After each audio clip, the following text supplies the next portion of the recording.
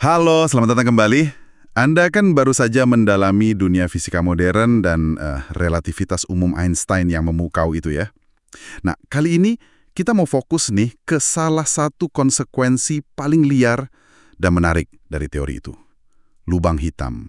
Kita akan coba jelajahi gimana sih idenya muncul, terus bukti apa aja yang kita punya sekarang. Ya, semuanya berdasarkan materi yang Anda kumpulkan itu. Oke, jadi tujuan kita hari ini tuh membongkar esensi lubang hitam, mulai dari ide awalnya yang ternyata udah ada loh sebelum Einstein. Terus kita selami properti anehnya menurut relativitas umum, sampai kita cari tahu gimana caranya para ilmuwan bisa melihat objek yang dasarnya nggak kasat mata ini. Siap ya? Mari kita mulai pembahasan kita.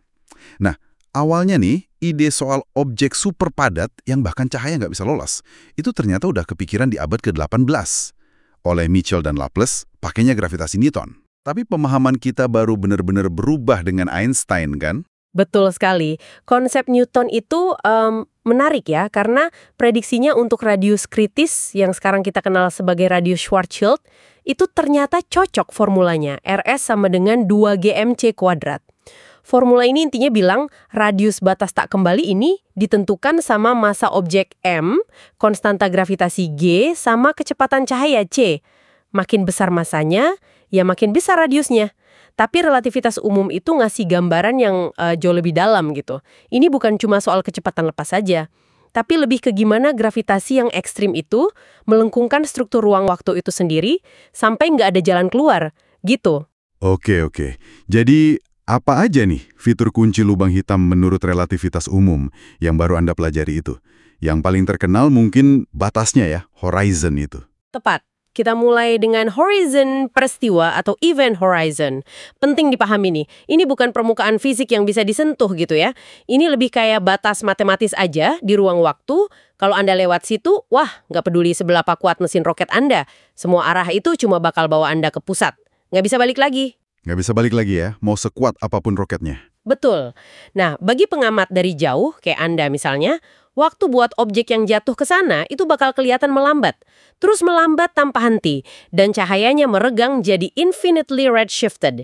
Jadi, kehilangan energinya gitu pas coba kabur dari tarikan gravitasi yang kuat banget itu. Wow. Dan di pusatnya, ada apa di sana menurut teori?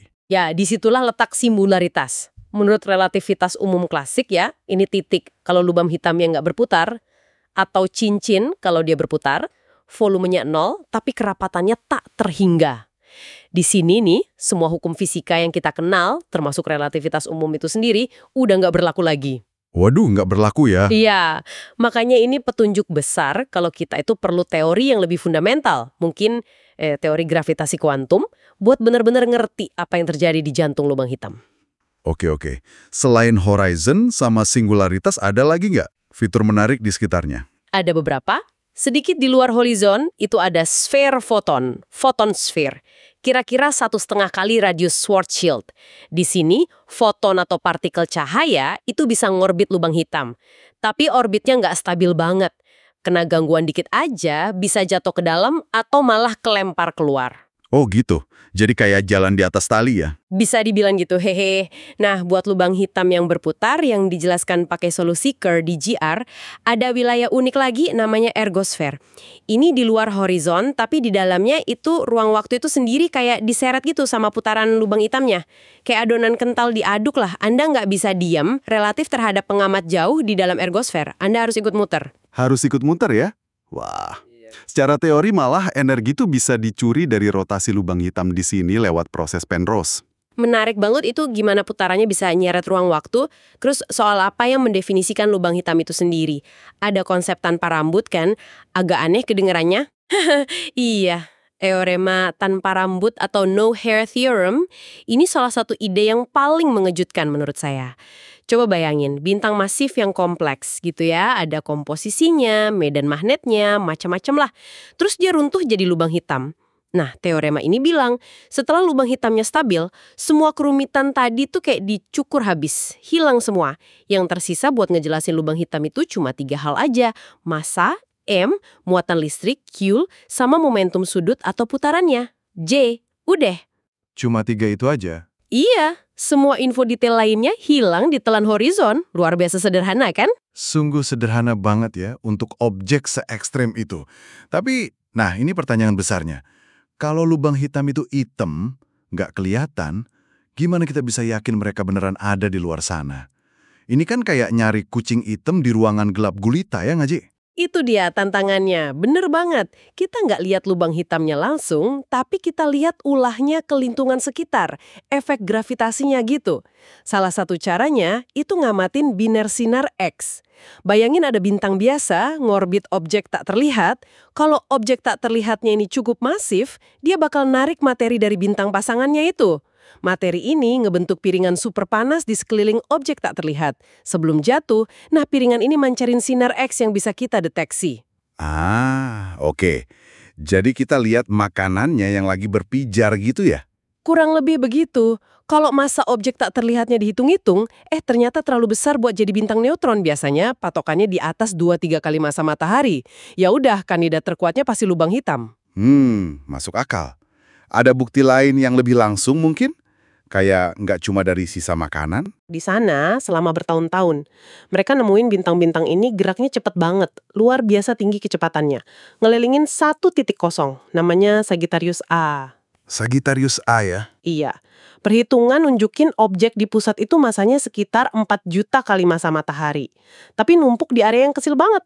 Nggak ada penjelasan lain yang masuk akal selain lubang hitam supermasif. Kita juga lihat efek lensa gravitasi. Lensa gravitasi? Betul. Cahaya dari objek di belakang lubang hitam itu dibelokkan pas lewat dekat situ. Persis kayak prediksi JR. Dan belakangan ini kita bahkan bisa dengar mereka kan? Pakai gelombang gravitasi. Tepat sekali. Deteksi gelombang gravitasi oleh LIGO dan Virgo sejak 2015 itu penemuan yang revolusioner. Kita bisa deteksi riak di ruang waktu itu sendiri yang disebabkan peristiwa dahsyat kayak 2 lubang hitam tabrakan terus gabung. Wow, jadi kayak denger kosmos bergetar ya? Iya, persis. Ini konfirmasi langsung dari salah satu prediksi paling eksotis Einstein.